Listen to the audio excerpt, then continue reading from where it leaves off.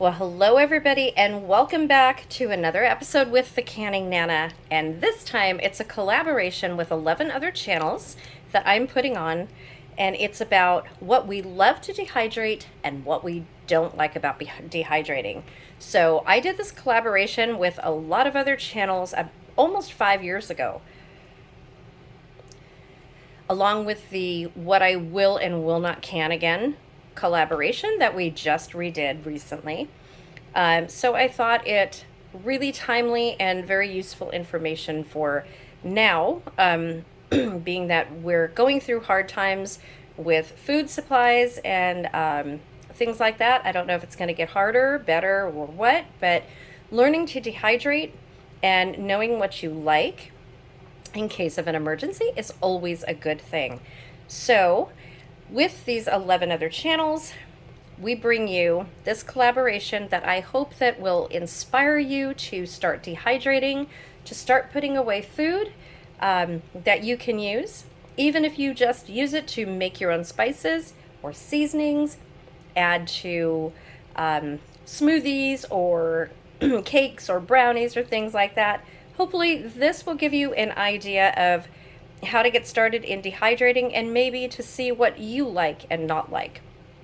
So in this description box of this video, I'm going to link all of the channels and start a playlist. I'm also going to link my video to this from almost 5 years ago that I did, and you'll see the big difference, not only in the quality of the videos, but in what I liked back then and what I dehydrated back then, because I thought I did a lot, but compared to now, I probably did a quarter of what I do now. So I'm really proud that my dehydrating skills have improved, and my stocking up and preparing for emergencies have improved in this manner. You all know that I can. I like to teach self-reliance, and canning especially is my specialty. But anything food preservation, dehydrating, gardening, canning, freeze drying. If you have your own freeze dryer, that is terrific. I'm a Thrivalist freeze-dried food consultant. That'll be in a separate video, but a lot of the stuff that I can't dehydrate or can't can, I buy from from Thrivalist, and I make my own powders with that as well for seasonings. So there's a lot of diversity. You don't want to have all your eggs in one basket. It's good to diversify. It's good to be canning, dehydrating, have freeze-dried food, especially grow your own food. Very, very important. You will notice in this collection that I have for you today that I do not dehydrate any meat. And I never have done that. I do beef jerky, and that's about it. But I always like to put meals in jars together, and that's why I started buying the Thrivalist freeze-dried food.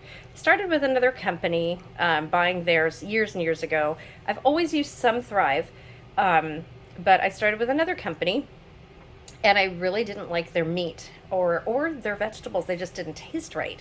They tasted processed, and the one thing I like about the Thrivalist is that they taste like real food. The meat is amazing. I can put meals together using the meat and my freeze-dried food, or the meat and my dehydrated food, or a mixture of both. And what's really good about dehydrated food, I will tell you, even better than canning, because dehydrated food takes up so little space. It's much lighter than canned food. Even though I store it in my mason jars, I will start out showing you guys my onions. And I do have a video out from a long time ago when I first started on YouTube called 5 pounds of onions in 1 jar. So this is pretty similar. This is a quart jar, and this is the closest thing I have. This is probably about 4 or 5 pounds of onions right here. So you'll notice that, so onions is one of my favorite things to dehydrate. I also use the freeze-dried version. I love onions. I use onions all the time, onions and garlic. So You will notice in this that I have these sliced. So these are my sliced onions. And I'm going to show you different versions because I do it in different ways. So this is my like onion ring. I just do it in the rings when you cut it off the onion, and I dehydrate it that way. And you know those crispy onions that you buy in the store to maybe put over green bean casserole or something like that? Well, these are it, you guys. All you have to do is dehydrate the onion ring. They're not fried or anything. They're not anything. They're just dehydrated. And they're crispy. They're nice and crispy. You can crisp them over. I use them for green bean casserole, and I also use them for my funeral potatoes. I'll try to link that video here as well. So onions, let's see. Onions are also minced. I do minced onions. This is kind of one of my seasonings. What I do for these is I simply, I cut them a little bit smaller than this, and I put them in my little food processor that I have, and it minces them for me, and this is what I get. And these are absolutely delicious. These are just as good as my freeze-dried ones. So I use these all of the time. So these are minced onions. So that is 3 ways to use my onions. I will also powder these and make my onion powder. So I'm going to show you several things that I dehydrate, but that I also make powders out of. A lot of seasonings. I have videos coming on those. Anything you dehydrate, you can make a powder out of. So if you like onion powder, if you like garlic powder, spinach powder, mushroom powder, any of those, my suggestion is that you store it whole like this until you're ready to use it, until you need that powder. And then you use a coffee grinder. I have a Blendtec blender over here that I also use, but my coffee grinder is sufficient enough for what I need. Powders tend to clump up when you dehydrate them. So what I do is I keep them in full form like this until I'm ready, until I need onion powder, and then I make about maybe a month or 2 worth at a time. I do not have any onion powder at all right now. I was just looking for some, and I have none, which is very, very surprising for me. Okay, so that's all I do. And then when I make the onion powder, I will store it in one of these small jars like this. I'll just show you. This is spinach powder, but these little jars really come in handy. I love my powders, you guys. I do this with vegetables, with fruits. Powders are an amazing way to go, and they're very, very light. You can store them in jars. You can store them in food saver bags. They are very, very versatile. So this is onion powder and our spinach powder. Oh my goodness. Of course it's not onion powder. So this is my spinach. This is a 1/2 gallon jar. This is how I store my spinach. And when I need to, I will put it in my food processor and make some powder out of it. So this jar was full to about right here. That was a pound of spinach. So you need a lot of spinach to make spinach powder. Spinach powder is really, really good in smoothies. It's good in brownies. It's good in baking. Anything you want a spinach flavor in, you can add a little bit more. If you don't want that spinach flavor and you just want the vitamins and the good stuff out of the spinach, just add it to your brownie mix, add it to your cake mix, and nobody will ever know.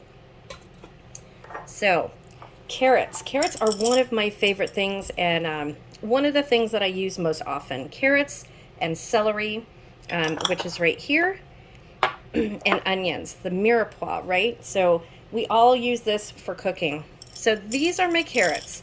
And one of the things I want to talk about today is blanching your vegetables. Very, very important to blanch your vegetables. The reason why is that it stops the enzymes from destroying your food. If you don't blanch your vegetables, the food will not last as long. The color will not be as bright. And case in point, I found an old jar of carrots, very old. These were not blanched. They are still vacuum sealed, but look at the color. So these were not blanched, you guys. These carrots right here are about a year old. These are about 4 years old, 3 or 4 years old, but look at the difference. So which one would you rather eat? So these are, they're still good. They're brown. They don't look great, but they are still good. But the nutrients and everything are pretty much out of them because they weren't blanched. And that is probably a jar from my original video. So this was a packed can that I found, this one right here, from a long time ago.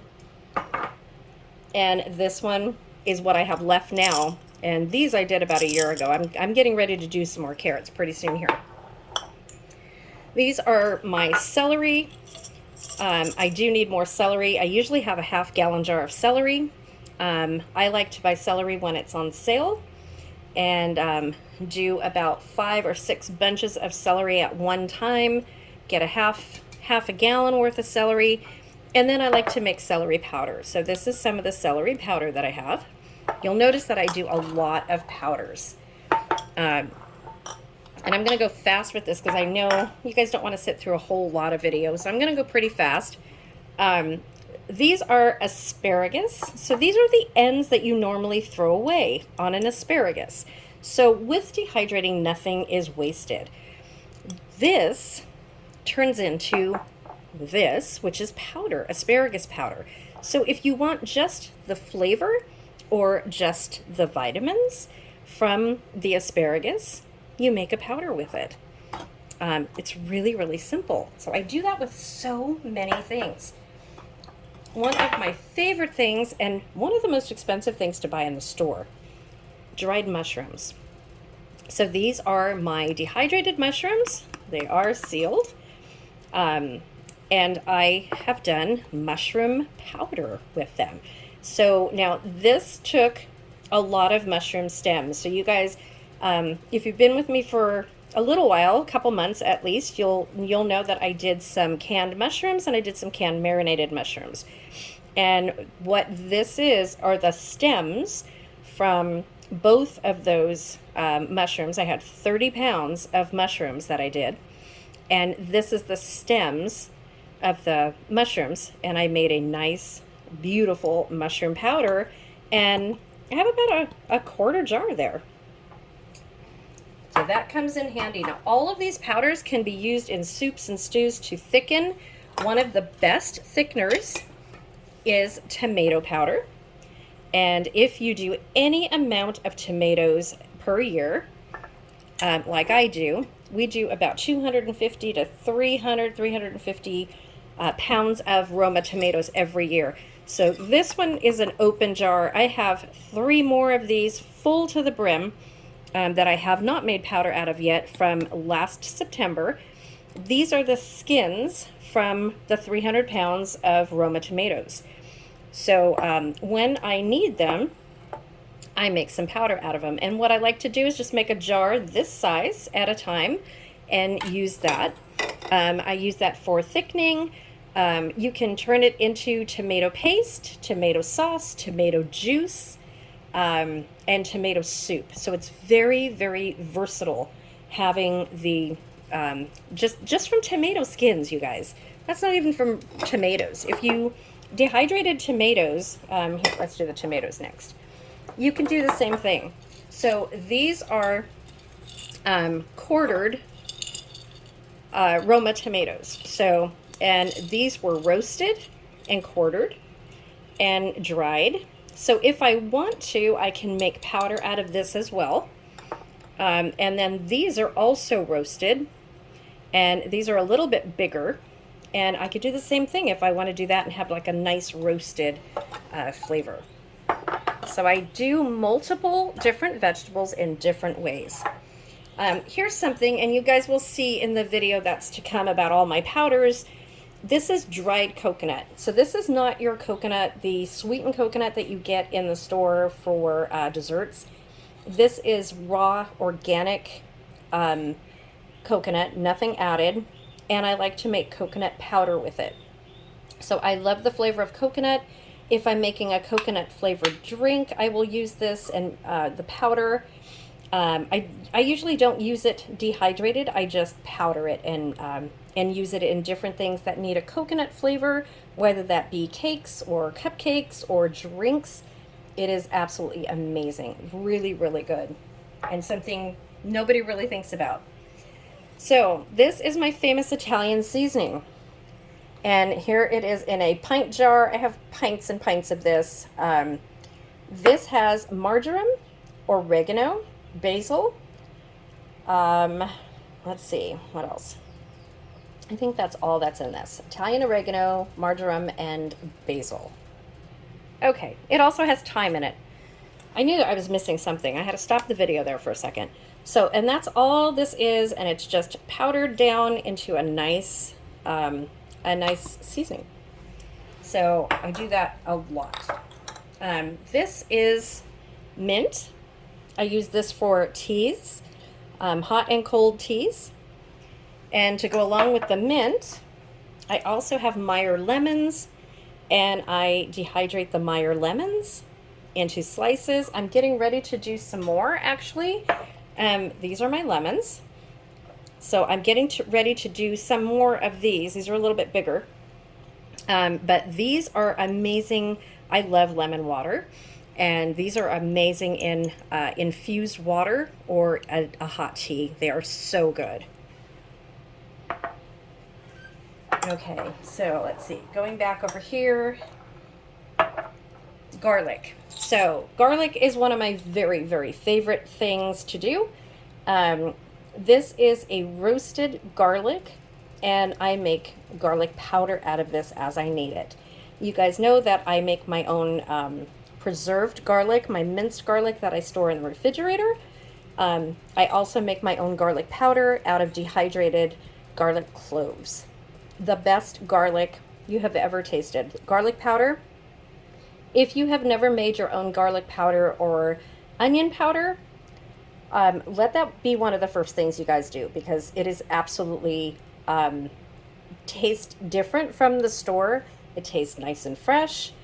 And again, with the onions and the garlic, only make powder as much as you need for maybe a month or two. We go through a lot of garlic, so I do a lot of this. This is Mexican oregano that we grew last year. This is actually all that I have. I've got Italian oregano in the garden right now that I need to go and pick and dehydrate. But this is one of the herbs that I use for a lot of my different Mexican dishes that I make. So I have my Mexican and my Italian. I'm Italian, you guys, but I do cooking with just about everything.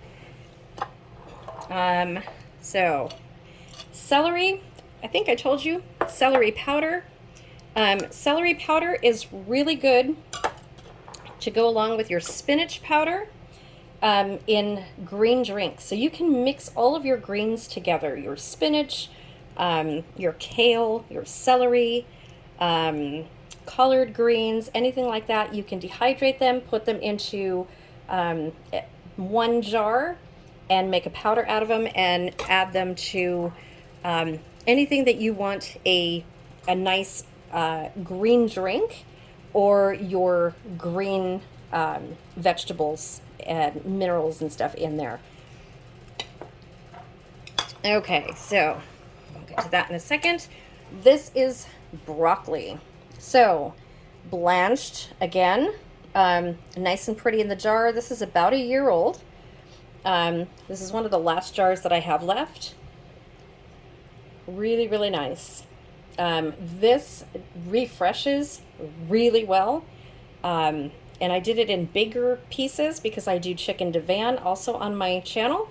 Everything I'm mentioning here, the recipes are on my channel, you guys. So this is really, really good to have. If you don't grow broccoli, if you have a sale on broccoli, great to dehydrate. So let's talk about mixed vegetables. So you can dehydrate frozen vegetables, frozen carrots, frozen mixed vegetables. which is what these are right here. And they, again, frozen vegetables are already blanched, so they hold their color really, really well. It also makes an amazing powder, you guys. So if you want to get the vegetables into your kids without them knowing, this is a great way to do it. So this has all kinds of vegetables in it. I know you can always add more. You can add spinach, celery, kale, whatever, and make your own vegetable powder. I also add zucchini to this when I have zucchini and I dehydrate it and I make a zucchini powder. I add that to it as well. And you can also dehydrate canned vegetables. So this is a jar of mixed vegetables from a can. They are also already blanched. You don't have to worry about it. And they come out just as good. So you have these, and they're all ready for soups and stews. So if you do a lot of soups and stews or casseroles or anything like that, that's what you want to use these for. Or you can make your own meals in jars. It is amazing. This is one of my favorite things. Again, blanched. Most vegetables are to be blanched. Honestly, you'll get a better flavor, they will last longer, and they will actually rehydrate better. So potatoes. Who doesn't like potatoes au gratin? These are the same kind of potatoes that you buy in those boxed potatoes au gratin that you buy at the store. I have some cheese powder that I bought from Thrivalist, that's freeze-dried, that I use with this to make my own potatoes au gratin. Much, much cheaper and much, much better. Okay, canned peas. So I have both dehydrated peas and freeze-dried peas. Both are really good. I like to snack on my dehydrated or my freeze-dried peas because they're soft. They stay more whole than when you dehydrate them. They shrink down, and they're pretty hard until you refresh them. But this is about 5 pounds of frozen peas. These are frozen peas. This is about 5 pounds of frozen peas, and this is a pint jar. So you can see how if you want to clean out your freezer and put it in jars or in food saver bags, you can certainly do that by dehydrating and make space in your freezer. It's also much, much lighter, takes up much less room dehydrating, and it will last longer. So if you have a power outage or something like that, you know that you have all of this food and then your canned food on top of that to have a nice diversified meal. You know, you can always make something. So these are yellow zucchini, and these are a couple years old too. These are also vacuum sealed still. I have not gotten into this jar yet. These dehydrate really well, or rehydrate really well. Sorry, you guys. I'm trying to hurry because I don't want this video to be really, really long. But these rehydrate really well. So this is from my garden, and they're so good. I mean, you can't beat the freshness. So when you refresh these, they taste like you picked them out of the garden. It's really, I mean, that's the whole thing, is you want garden fresh vegetables. You don't, so if you have stuff going bad in the refrigerator, or potatoes or onions or something like that, if they're starting to turn or they're starting to get soft, that's fine. Cut the softness off, blanch them, dehydrate them, and save them. This way you have no waste. Dehydrating will save you money, and it will save you from throwing out a lot of food, just like freeze drying will.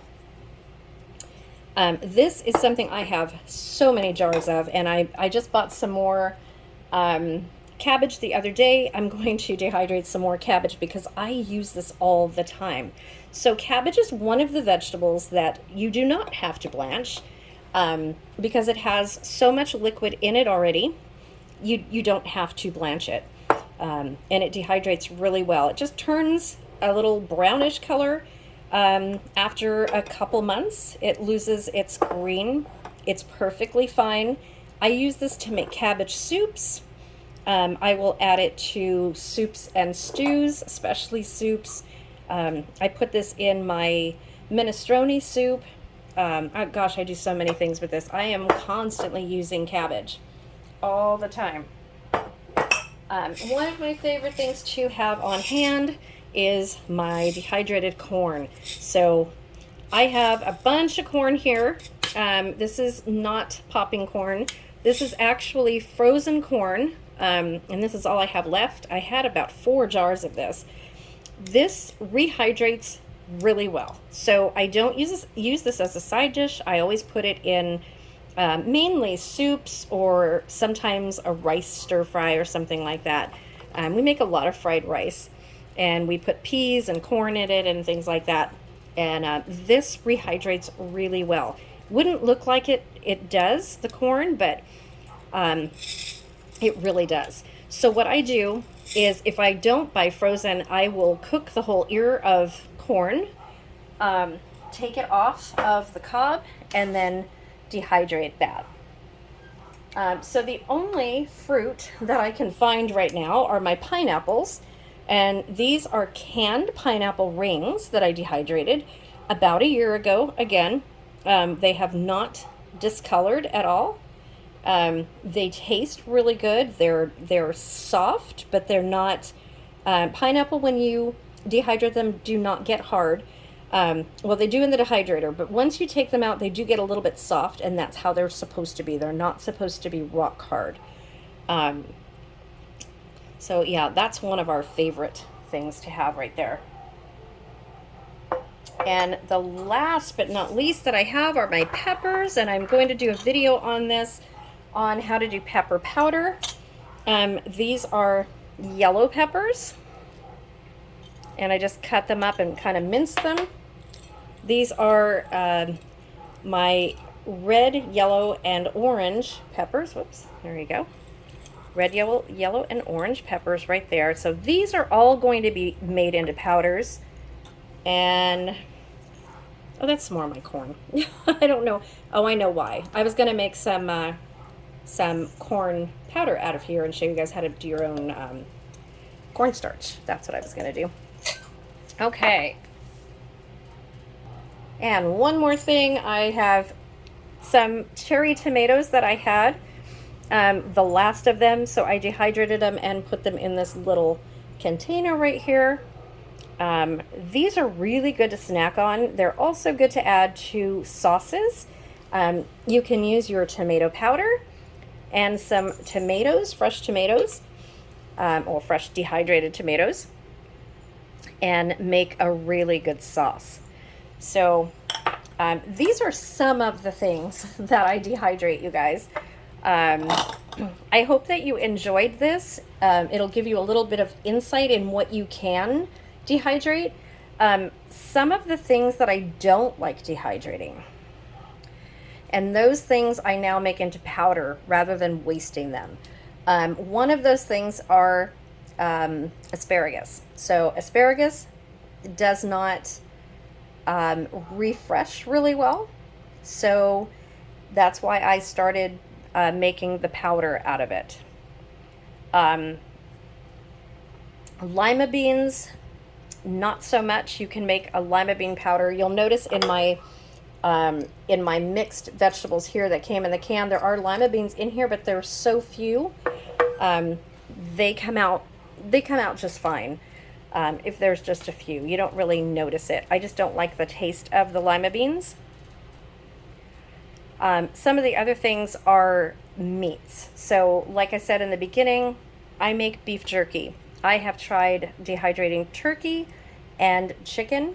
I do not like it. So I now just buy it completely freeze-dried. And some of the other things, let's see. Apples and bananas. So banana chips are really good when they're first done. And apples are also good, again, when they're first done.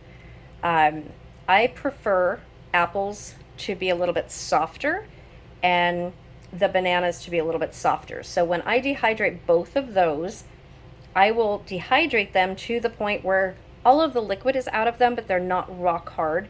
And then I'll put them in a food saver bag and store them in the refrigerator, and they get eaten really, really fast. So I really don't worry about it.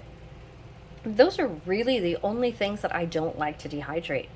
As you can see, there is such a big amount of things that I dehydrate, and I really, really honestly love everything that I do. It's a big array of different things, and I like to have a variety of things on hand.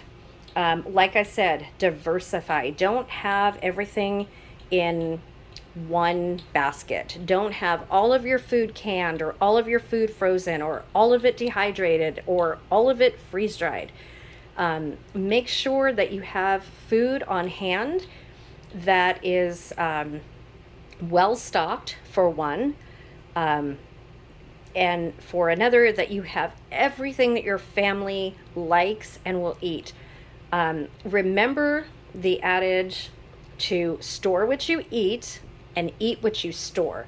So one of the biggest things that I find are people canning, or people buying freeze-dried food, or people dehydrating and then leaving it sit and not using it. So the whole idea is to use it, you guys. We may not be in an emergency situation right now, but if we were, you need to know how to use your food. So now is the time to practice with that food. Like I tell all of my Thrivalist freeze-dried food customers, try it. Try the products, use the products, incorporate them into your everyday meals, and learn how to use them. Learn how to use everything that you have in recipes. That goes for everything. That goes for your dehydrated. Learn what it takes to refresh everything. Learn how you like it. Are you going to like mixed vegetables in a soup? Are you going to like and use garlic powder? You know, what my family needs and what your family needs are completely different things. And everybody is going to be different. So always store what your family will eat, and then eat what you store. And rotate your food. Make sure you rotate your food. All of this food will stay for years and years and years, properly sealed. I vacuum seal most everything if I'm not using it right away in the next 3 to 4 months. Otherwise, it goes on my shelf, and I really don't vacuum seal it because I use it so much. But it's really important to make sure that all of your hard work is stored correctly, so that you have it when you need it. And who knows these days when we're going to need it. It might be sooner than later. I hope not, but you never know. So I hope that this inspires you to prepare, to get your food storage more diverse, more ready for any emergency to come. My reason is I live in California and we have earthquakes. There's just so much stuff. This helped me tremendously during the pandemic because I had everything that I need right here in the house, except for eggs and milk. Though I had powdered milk, I did not have powdered eggs through the pandemic. I sure do now. And I have loads of powdered milk. So yeah, that's the only thing. So I walk into Walmart. You guys can watch my video. You'll see empty shelves. There are empty shelves everywhere right now. And when I walked into Walmart and a couple Ralphs recently and saw the empty shelves, I felt very, very blessed that I have what I have and that I do what I do for my family. That we have everything that we need, and nothing that was out on those shelves was anything that we needed. So I want you guys to get to that point. It's just so important right now. It's just so important. Don't be reliant on stores. Be self-reliant. That's what my channel's all about, and I hope it inspires you to do more to make your family self-reliant as well. Thank you guys for watching. I know this was a long video. If you made it to the end, the word of the day is dehydrating. So if you put that word in the comment section, you will be entered to win one of my prizes. And we are going to be doing the 10,000 subscriber giveaway super soon, you guys. The end of the month is coming really, really fast. And it's also our anniversary. Mine and my husband's anniversary is on Monday. So I'm going to be giving away something for that as well. So in the 10,000 subscriber giveaway, there's going to be a ton of things that we're giving away. One is a dehydrator. One is going to be a coffee grinder to grind your spices. And probably an electric kettle if I can get my hands on another one. So those are probably going to be the bigger prizes, and then tons and tons of smaller prizes for you guys. So don't forget to subscribe, like the video, comment in the comment section the word of the day. You'll see hashtag WOTD on all of my videos. For the 10,000 giveaway, I'm going to go back to February. So February and March and January. I'm going to go into January. So January, February, March are going to be the videos that I'm giving away on. So make sure that you go back and rewatch all of those videos that you see the hashtag WOTD, word of the day, and put that in the comment section, and make sure you're subscribed, and you'll be eligible to win in the 10,000 subscriber giveaway, which will be announced soon. It will be live, and you don't want to miss it. So the playlist is going to be in this video. Please visit all of the other channels. They work hard as well. Some channels you'll know, some others you may not know. Please go over and subscribe to them and support. We are a amazing community here of food preservationists and canners and dehydrators. We all do something different. Some of us ferment, make sourdough bread.